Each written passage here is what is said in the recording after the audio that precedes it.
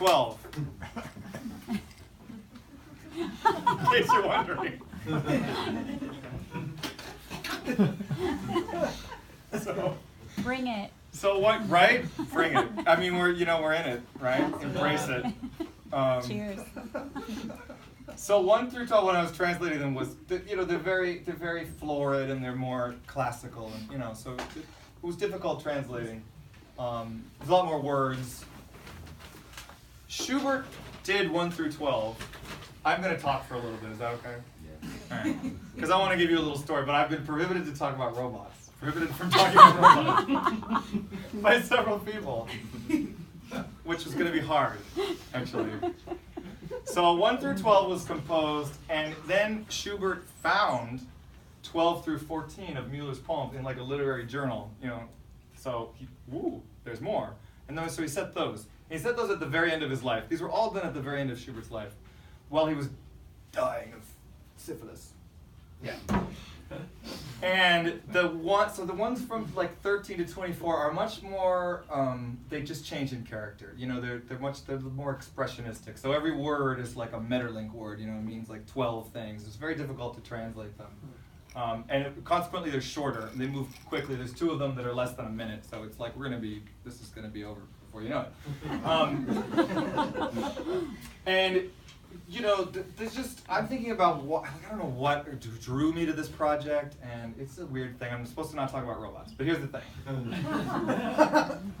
So,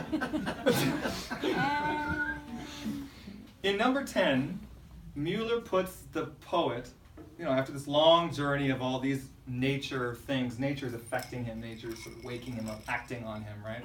Number 10, he finds himself in a coaler's hut. Within a coaler's tiny hut, to quiet refuge turning tra-ta-tra. So he's sitting there in this coaler's hut. What is a kohler? Does anyone know what a kohler is? No. I didn't know what a kohler was. A kohler is a purveyor of coal. At the turn of the century, before the rapid industrialization, these kohlers used to live all over the place, isolated lives, families, kids, stuff like that. And then, they needed all this coal for like machines. And their way of life was quickly, obliterated. And so it's strange that he finds himself in this coaler's hut where he's thinking, which is abandoned, this way of life is over. As a tutor with all of this knowledge, he's been left out of the house. And I thought that that's really what the whole cycle means to me. It's about mechanization, it's about industrialization, it's about technology, it's about the spiritualization of machines. So we're in here now.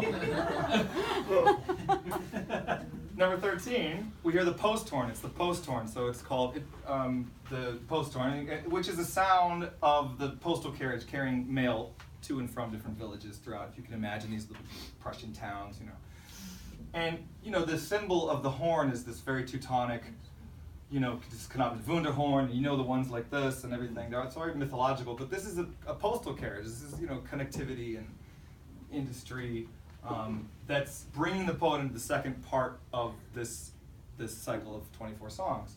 And so we sort of skipped the fulcrum, and now we're on this other part where he is essentially walking to his death, but which is sort of an awakening.